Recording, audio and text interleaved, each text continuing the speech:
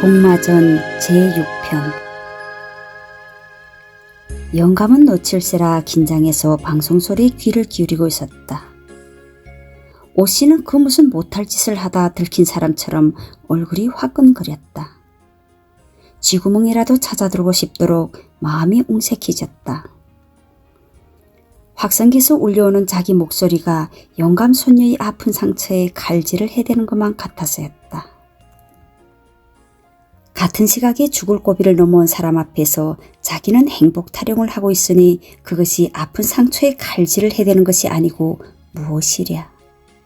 오씨는 그 방송이 어서 끝나기를 바랬다. 벌써 며칠째인가. 그런데도 확성기는 온 세상 사람들의 귀에 못이 박힐 때까지 하고야 말겠다는 듯 그냥 지지불거리고 있었다. 이렇게 어버이 수녀님께서는 저를 끝내 숭용차에 태워주시고서야 길을 떠나셨습니다. 드디어 오씨의 목소리는 끝났다.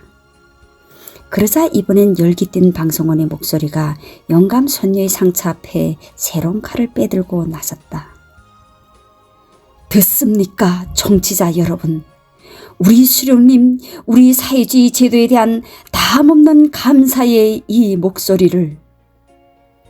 정령 어버이 수령님의 이런 사랑의 품이 있어 이 땅 하늘과 바다 그 어디에나 우리 인민의 불편 모르는 행복의 여행길 활짝 열려졌고 그 여행길 위에 오추나 노인과 같은 이런 행복의 웃음소리 높이 높이 울려 퍼지고 있는 것입니다. 이어 풍작거리는 노랫소리가 뒤따랐다.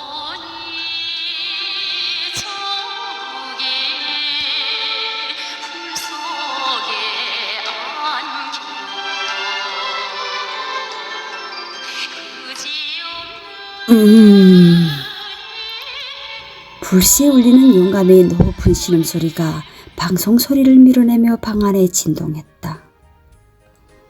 서쩍 그동안 뜸해있던 두견새가 다시 울음을 터뜨렸다.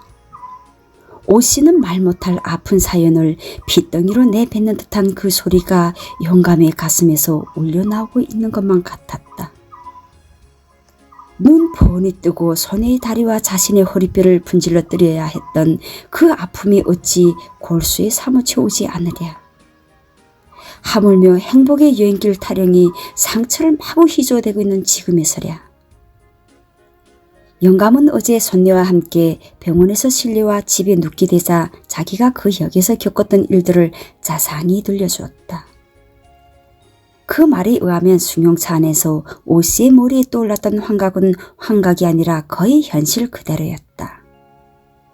다만 조금 일치하지 않은 점이 있다면 개찰구 벽이 밀려난 것이 아니라 개찰구 출입문 4개가 거의 동시에 나자빠진 것이고 영감이 손녀를 업은 것이 아니라 가슴에 껴안은 채 인파에 깔려버렸다는 그것뿐이었다. 그 살풍경 속에서 배가 아프다던 임신 중에 그 세각시는 어떻게나 되었는지. 하기야 그 난리 속에서 허리와 사지를 비틀리우고 낙태를 하게 된 것이 어찌 영감 손녀나 그 세각시뿐일라고. 그런데 합치면 구천에도 차고 넘칠 그 고통의 아우성은 다 어디로 사라지고 밖에선 지금 저처럼 행복의 웃음소리만이 누리를 울려대고 있는 것이냐. 그것도 지금은 양쪽 손톱을 동시에 뽑히우는 듯한 고통을 당한 오씨를 선창자로 하는 행복의 웃음소리가. 세상에 이런 일도 있을 수 있을까? 그 어떤 잔악한 마술의 힘이 아니고서야 어떻게 이처럼 무사람들의 고통의 울부짖음을 행복의 웃음으로 둔갑시킬 수가 있단 말인가? 오씨는 벼랑간 몸소리를 쳤다. 불시에 그 잔악한 마술을 부리고 있는 마귀의 영상이 눈앞에 확 떠올라서였다. 유들유들한 살집이 엄청나면서도 그 행동거지가 요요작작할 대로 요요작작한 눈앞에 늙은 마귀. 그 마귀는 금방 넉넉한 솜씨로 오씨를 기재로 하는 행복의 웃음이라는 마술을 끝낸 데 이어 이번엔 산원에서 해산한 오씨의 딸을 기재로 하는 또 한 차례 같은 내용의 마술을 준비하느라 이리 어기적 저리 어기적 하고 있었다. 오씨는 다시 한번 몸소리를 쳤다. 이 땅의 모든 사람들이 지금까지 바로 그 마귀의 마술 속에서 진실과는 판이한 완전히 전도된 삶을 살아가고 있었던 것이다. 이야! 이야! 쇠된 소리를 지른 손녀의 목소리에 오실은 와닥닥 제정신으로 돌아왔다.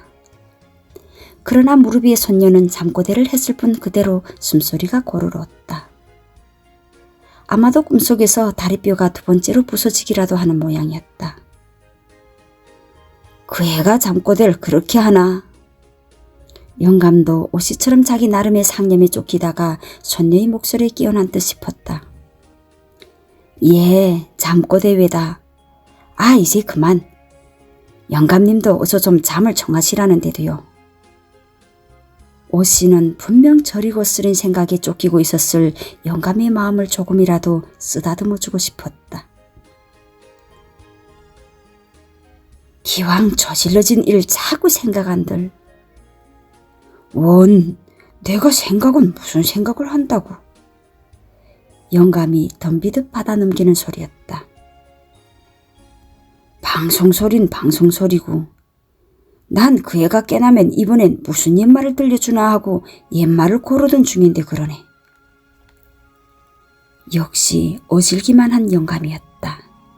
그는 지금 자기가 더듬고 있던 아픈 생각을 숨기고 오씨의 옹색할 마음을 위로하려 옛말 너울을 쓰고 나서는 것이었다. 그러나 오씨는 영감에게 그때의 그 노을을 벗겨내고 싶지 않았다. 차라리 자기도 그런 노을을 쓰고 나서는 것이 괴로운 이 밤을 잠시나마 마음 편히 보내는데 십상일 듯 싶어서였다. 하긴 이제 깨어나면 얘가 또 옛말을 조를 거에다. 무슨 애가 옛말이라면 그리도 오금을 못 쓰는지 원. 다행이지. 그런 진통제라도 지금 그 애에게 있다는 게. 그러나 염려 마시오. 옛말은 내가 준비해 놨으니요. 허허, 또 부식긴? 아니 외다. 이번엔 복마전 얘기 외다. 복마전을? 마귀가 엎드려 있는 집에 대한 얘기라. 예, 먼저 들어보시려.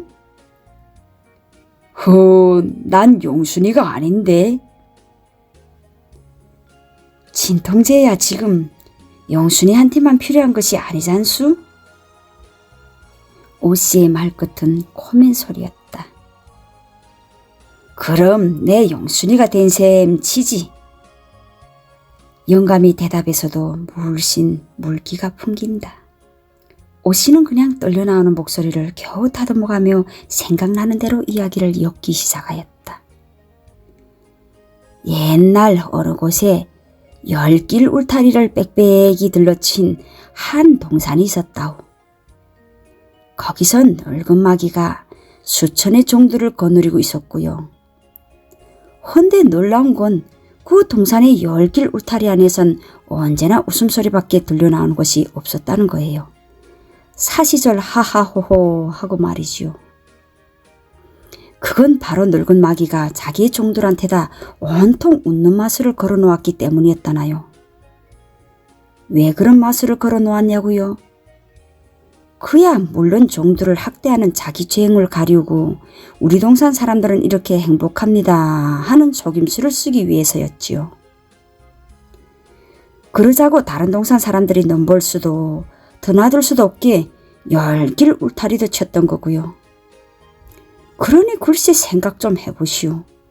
그 동산 사람들의 입가에는 언제나 아프거나 슬퍼서 엉엉 울어도 그것이 하하호호 하는 웃음소리만 되어 나왔으니 세상에 그처럼 악한 마술이 어디 있고 그처럼 무시무시한 동산이 또 어디 있겠수. 오씨는 자기도 모르게 또 코멘 소리가 나오기 시작했다. 옛말거리로 잠시나마 마음 편한 시간을 얻어보려던 타산은 헛된 짓이었던 것이다. 밤은 깊었건만 확성기에서는 다른 그 무슨 행복의 웃음소리가 또 울려오고 있었다. 그럴수록 오씨의 머리에서는 옛말 아는 옛말 줄거리가 줄줄이 솟구쳐 오르고 있었다.